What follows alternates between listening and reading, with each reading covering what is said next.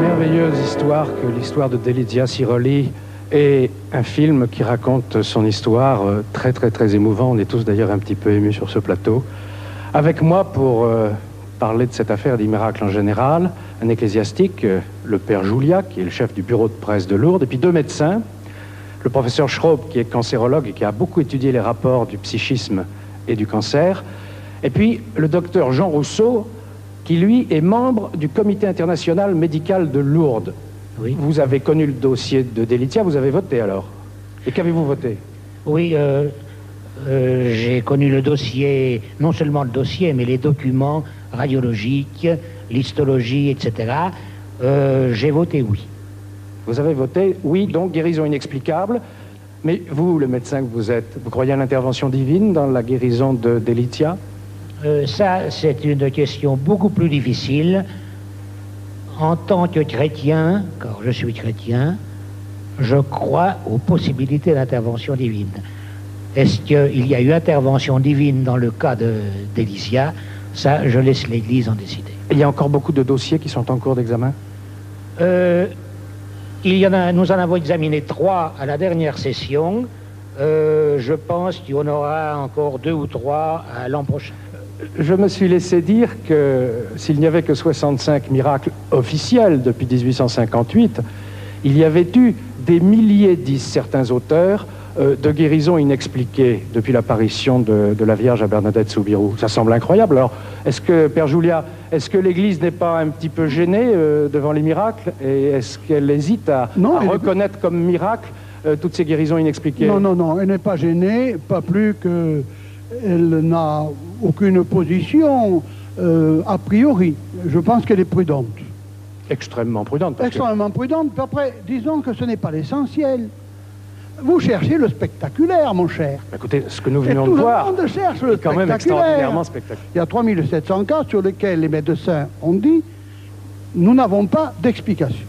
Alors dans ce cas-là, il repasse le dossier aux autorités ecclésiastiques. Et alors, entre le fait que les médecins disent « nous n'avons pas d'explication », et le moment où l'autorité ecclésiastique nous dit « nous voyons dans ce cas un signe de Dieu », c'est un autre domaine, j'allais dire.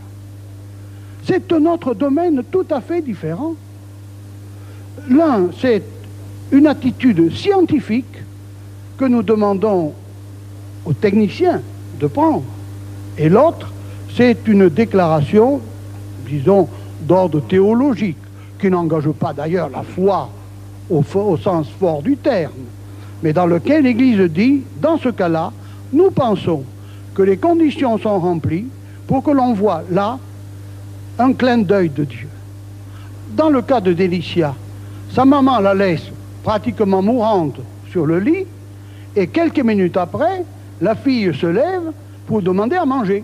Oui, mais c'était longtemps après son pèlerinage, plusieurs mois. Mais non, mais la question n'est pas là. C'est l'instantanéité, j'allais dire, de la guérison. Le fait qu'il y ait, à notre avis, corrélation entre le pèlerinage qu'elle a fait, la prière qu'elle a continué à... Encore qu'il y a des gens qui peuvent ne pas croire et qui peuvent bénéficier de cette grâce de Dieu, de ce signe de la bonté de Dieu. Bien. Mais ceci dit, il y a une guérison qui est très rapide et qui doit perdurer. Autrement dit, c'est la raison pour laquelle le diagnostic mettra tant de temps à se préciser. Ah, je voudrais qu'on en vienne au professeur Simon Schraub. Le professeur Simon Schraub est un cancérologue. Il est même au cœur de l'establishment du pouvoir médical. C'est donc très intéressant d'avoir votre témoignage. Et vous vous êtes beaucoup intéressé au rapport entre le psychisme et le cancer. Et d'ailleurs, le résultat de ces études, vous les avez rassemblés dans un livre que vous avez appelé « La magie et la raison ». Et je préciserai aussi que vous avez appartenu à un groupe d'études sur les médecines parallèles à la demande des pouvoirs publics il y a quelques années. Bon, psychisme et cancer, on a tout de suite envie de faire le rapprochement. C'est pour ça que je vous pose la question. Est-ce qu'à votre avis, la guérison de Delizia Siroli peut avoir une origine purement psychique? Vous me posez une question bien délicate. Je ne le pense pas. Je ne le pense pas. Vous savez, les scientifiques sont habitués aux guérisons spontanées des cancers. C'est un phénomène extrêmement rare. On connaît environ entre 300 et 400 cas de rémission de cancer, ce qui ne veut pas dire guérison. et à peine une 60aine de cas de guérison réelle, spontanée de cancer. Dans lesquels... Petite précision. Oui. Une guérison, c'est jamais qu'une rémission qui dure très très longtemps, non? Oui, mais lorsqu'on a une rémission permanente, on peut quand même appeler effectivement mais à partir une guérison. de combien de temps? Oh, effectivement, c'est un délai de l'ordre de 5 ans environ. D'accord. Eh bien, lorsqu'on regarde ces guérisons spontanées, il y a 2 cas de Lourdes qui font partie de ces guérisons spontanées. Maintenant, si on lesquels, dont celui de Delizia? Absolument, oui. celui de Delizia, et également le cas d'un autre jeune homme italien qui avait une tumeur osseuse du bassin et qui a guéri d'une façon également spontanée. Moi, je n'emploie pas le mot miracle, je dis simplement une guérison spontanée. Mais alors le cancérologue que vous êtes, il ne comprend plus rien là? Ah, oui, nous ne comprenons plus rien, c'est-à-dire que nous observons et nous avons des hypothèses. Ces hypothèses peut-être éventuellement des défenses immunitaires qui se sont réveillées, ou bien ce sont des modifications de gènes qui sont apparues, ou éventuellement à la suite d'une infection, des modifications particulières de l'organisme que l'on ne connaît pas encore et qui ont entraîné des modifications amenant à la guérison inexpliquée de cancer. Et on connaît des jeunes hommes, des jeunes filles, des personnes plus âgées qui ont guéri. On raconte même, ce sont même des cas publiés, de cas qui ont guéri après des prières. Nous n'avons pas à juger quelle est la cause éventuelle, nous constatons des guérisons surprenantes, spontanées des cancers. Alors, est-ce que le psychisme joue un rôle? Nous ne le pensons pas. Mais vous savez, peut-être que d'ici 5-10 ans, on va nous dire, mais évidemment, le psychisme peut jouer parce que telle hormone qui est déclenchée par tel choc psychologique peut amener des modifications immunitaires qui entraînent la guérison. Donc, en l'état actuel de nos connaissances, je dois vous dire que je ne pense pas que le choc psychologique soit à l'origine d'une guérison, mais attendons, peut-être que la science va nous démontrer l'inverse. Et vous avez quand même observé, vous le relatez beaucoup d'ailleurs dans votre livre, que disons, le moral du malade a une influence sur l'évolution de sa maladie. On a constaté des choses tout à fait surprenantes. Quoi, par exemple? Eh bien, on a constaté que des personnes que l'on aurait, disons, condamnées depuis longtemps, eh bien, vivaient encore comme si elles attendaient un événement important de leur vie familiale ou professionnelle, la naissance d'un petit enfant ou la réussite à un examen. Nous l'avons constaté. Vous avez des exemples? Oui, il y a eu une publication extraordinaire qui a été faite à propos de 2 communautés religieuses, l'une des Chinois et l'autre des Juifs en Angleterre, où on a constaté que, par exemple, pour l'un comme pour l'autre, la mortalité était plus basse avant le début d'une fête importante, qui pour l'un est le Nouvel An et pour l'autre la Pâque, était plus importante après. Or, ces fêtes sont des fêtes très importantes au point de vue familial et religieux.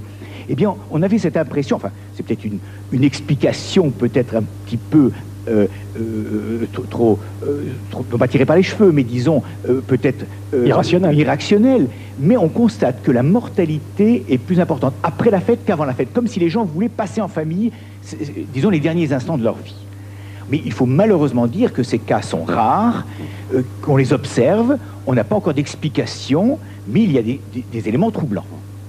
Bon, professeur Schraub, le cancérologue que vous êtes, face au miracle, comment il réagit? Écoutez, moi je me réjouis pour les patients qui ont une guérison. Qu'elle soit d'origine miraculeuse, spontanée ou d'une explication que l'on n'a pas, peu m'importe. L'essentiel, c'est que je sois content, pas tellement content, que la personne soit contente, que la malade soit content. Sans plus, peu importe pour moi l'explication. De toute façon, vous savez, la vérité d'aujourd'hui scientifique ne sera pas celle de demain. Donc on découvrira beaucoup de choses dans l'avenir. Est-ce que vous croyez au miracle? Ah, mon esprit rationnel m'empêche de croire au miracle, mais je crois quand même à des choses qui sont un petit peu tout à fait curieuses, que je n'explique pas. Simplement l'homme en lui-même, comment se fait-il qu'il soit là, cet être aussi merveilleux? Bien sûr, il y a une évolution, mais quand même, on peut se demander que, est-ce que l'évolution va expliquer cette machine magnifique qu'est l'homme? Je me pose des questions. Merci, professeur. Merci, docteur Rousseau. Merci, père Julia. En tout cas, les médecins que vous êtes, professeur Schraub, docteur Rousseau, n'ont pas fini de s'étonner au fur et à mesure de cette émission.